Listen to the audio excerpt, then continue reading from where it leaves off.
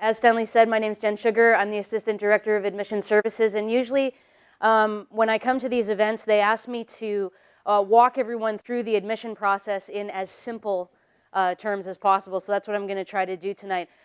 I'll digress for 1 second and say I love this time of year. I love this time of year. There are 2 times of year that I love. I love this time of year and I love convocation, and I love them for the same reason, is that right now and at convocation, everyone's happy. Everyone's like filled with excitement and everyone's like, yay! There's a lot in between there where maybe everyone's not so happy, but at this time of year, everyone's happy, and so I love getting that energy from everyone. So first what I want to do is I want to talk a little bit about dates and deadlines, some things that you need to keep in mind, some things that you need to know as you go through the admission cycle. I'm going to talk a little bit about the admission process, how it works, what you can expect, some things to do and some things not to do. I'm going to talk a little bit about specifically about portfolio programs for those of you who have applied to things that require supplementary information like portfolios or auditions or any additional application information. I'll touch on a little bit on that. And then I'll close out with a couple of reminders to leave with tonight.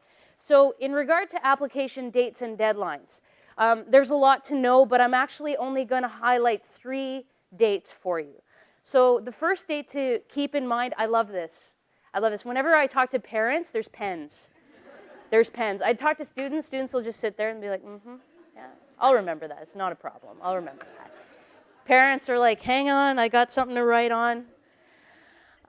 So the first date that you need to keep in mind is January 11th. January 11th is the deadline for Ontario high school students to apply to university. So that's the first date to keep in mind. For those of you who are attending high school in Ontario, you probably have already heard from your guidance office. You've probably already heard from your guidance counselors. A lot of guidance counselors are really on fire about getting applications in before you leave for the Christmas break. And so some of you may have already applied. I know we've already started getting applications. Some of you might be saving it for the new year. Some of you might be saving it for Christmas Day. I don't know. It's completely up to you. But January 11th is your deadline. The next date that I would like you to keep in mind is June 1st. June 1st is the earliest date by which any Ontario university can compel you to respond to an offer of admission. So let's say we give you an offer of admission. Let's say we give you an offer of admission in early February. If we give you an offer of admission in early February, the earliest date by which we can compel you to answer us is June 1st. And so you have that amount of time to think about your offer of admission. So that's something to know. That's something to keep in mind. The next date that I want you to keep in mind is June 7th. This is a bit more of a specific deadline. So for those of you who get an offer of admission from us by May 18th, you'll be given, and if you're coming into first year, you'll be given an offer of guaranteed residence. And the deadline to respond to that offer and let the residence people know that you would actually like to have your offer of residence, and the deadline to respond and pay for your residence deposit is June 7th at 4:30. They mean 4:30, like not 4:35. They're serious. So just keep that in mind. I always encourage people never to wait until the actual deadline date, because inevitably something happens, someone's computer crashes, something fries, something bad happens, and then you end up missing the date. So keep in mind those dates, but do those things beforehand. If you've applied for any program that requires a portfolio or supplementary information, so these are things like architecture, industrial design, the Bachelor of Music, Bachelor of Social Work, those are examples of some programs that require supplementary information or auditions or portfolios. There are a few extra dates and deadlines to keep in mind, and I'd encourage you to get onto our website and look at the application deadlines and to look at the portfolio submission deadlines, because those deadlines are very important and they are very firm. And so it's important to have all of those dates and deadlines in mind. I'm not going to list them out for you because there's about 12 of them all included. And so it's important for you to research the program that you've applied to, get those dates and deadlines, and make sure that you hand in your supplementary information in time. Okay? So that's a little bit about dates and deadlines. In terms of the offer of admission process, when we talk about the process of giving offers of admission, a lot of people start to freak out. And they think that it's really mysterious and that it's really complicated, but in fact, it's actually quite straightforward. It's very simple. We do offers on a rolling basis, and what that means is that we receive grades from the Ontario University's Application Centre for you, from your high schools, at 4 different times during the year. So if you were to apply right now, if you were to apply, let's say you applied before you left the house, and you've applied and you've come here, if you've done that, then the first grades that we see for you are your grade 11 grades. So that's what we would see on the system for you right now. After that, the next distribution of grades that we get is in the first week of February, or somewhere thereabouts. And what that is your first term results from your grade 12 courses that you're taking right now. So that's that next round of grades. The next round of grades after that is April, May, give or take, and those are your midterm and interim grades. So at that point, we will have grade 12 grades for you in all of your subjects. We'll either have final grades from the things that you took in first term, or we'll have interim and midterm grades for the things that you took in second term. And then the last distribution of grades that we get is usually in June or July, and those are your final grades. So basically what we do is every time we get a distribution of grades for you, we take a look and we compare the grades that you've submitted to us and the average that you have at that moment to whatever average we are using at that point in the admission cycle, and we see if we can make you an offer. And as soon as we can make you an offer, we do. So we start making offers as soon as we can. And so inevitably what happens is some people will get early offers of admission. And that's when we start to get the panicked calls. That's when people start to freak out. So typically what will happen is one person in a school will get an offer of admission, and they'll go up to their friends and they'll be like, I got an offer from Carleton. And their friends are like, oh, that's awesome, that's great, that's so good for you, great. But in their head they're thinking, oh my God, why don't I have an offer from Carleton? And they start to panic, but there's no need to panic, because there could be a lot of reasons why a student doesn't have an early offer of admission. So it could be that we don't have enough grades for you yet. It could be that your average isn't quite at the level that we are using at that point in the cycle. So it could be that we're waiting for more grades and waiting for your average to come up.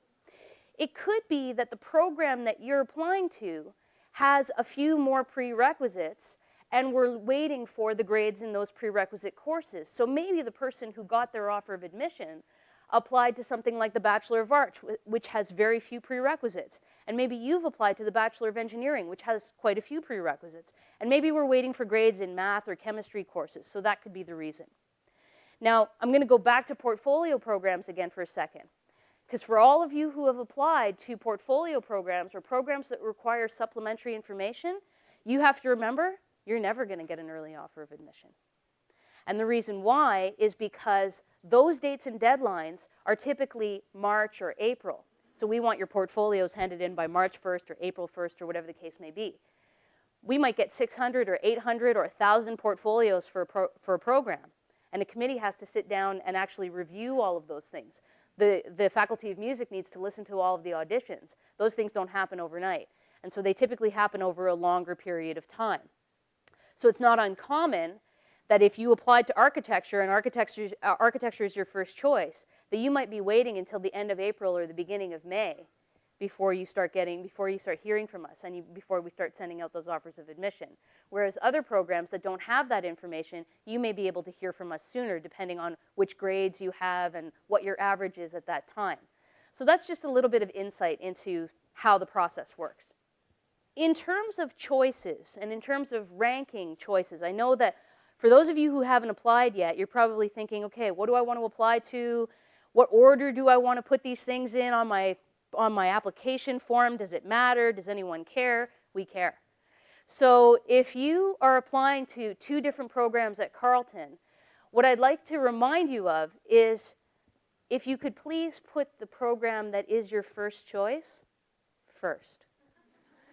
And I know that that sounds really kind of silly for me to say, but it's true. And not everyone does this, because in the panic of applying, sometimes people just throw things on the application in any order.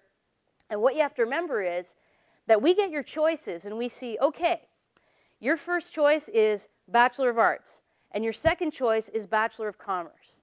As soon as we can make you an offer to the Bachelor of Arts, we're going to do it. We're going to make you an offer, we're going to send it to you. And you know what? We'll tell you if you're eligible for commerce or not. But as far as we're concerned, we did what you wanted. We gave you an offer to your first choice. So if you're sitting around waiting for an offer to commerce, it's never going to come. Because we don't send out multiple offers. We send out offers to your first choice program. Now, if we told you you were eligible to your commerce choice, that's great. You can call us and say, you know what, I changed my mind. I'm actually not, I don't want Bachelor of Arts anymore, I want Bachelor of Commerce. As long as that program is still open, and you have the average, and you have the prerequisites, and everything is all still good, no problem. We'll give you an offer to your, we'll change them up, give you an offer to your new first choice. But what you have to remember is, especially for programs that are limited enrollment, programs don't always stay open. And so especially if you're applying to a program that's a limited enrollment program, something that's competitive, mechanical engineering, aerospace engineering, Bachelor of Commerce, Bachelor of International Business, Bachelor of Public Affairs and Policy Management, journalism, all of these programs that have limited enrollment. If you're interested in one of these programs, put it first on your application, please, because those are the ones that fill up. And so sometimes it happens that if you call too late and you say, you know what, back in February, you told me I was eligible for aerospace engineering, and it's end of May now, or it's beginning of June, and can I have that aerospace engineering offer? Sometimes we're like, sorry, aerospace engineering is full and it's closed, so that's no longer an option for you. So please, when you're making your choices right now, when the pressure's off, just rank your choices carefully. Think about that.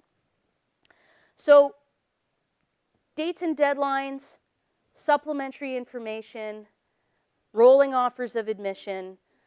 This is a lot. You know, it's a lot to keep in mind. It's a lot to remember. And you'll hear more information. You'll hear more information from us, and you'll hear more information from other universities. And that's the challenge, because applying to universities can be a little bit confusing. Everyone has different dates. Everyone has different deadlines. Everyone has different prerequisites. Everyone has different rules about their scholarships, and it's a lot to keep in mind. So the most important thing for you to remember when you leave here tonight, not just for tonight, but for the entire application process, is that we're here for you. We're here to answer your questions. If you send us an email, if you give us a call, ask your questions tonight. But if there's something that occurs to you a month or two from now, or if you're filling in your application later and you're not quite sure, or if there's something in your offer of admission that sort of looks weird or you're not sure how to interpret it, call us. That's what we're here for. We're here to answer your questions. We're here to help you navigate the process. We know that it's not easy, but it's definitely doable. And we all love this time of year. We love this. We love helping you because it's what we do.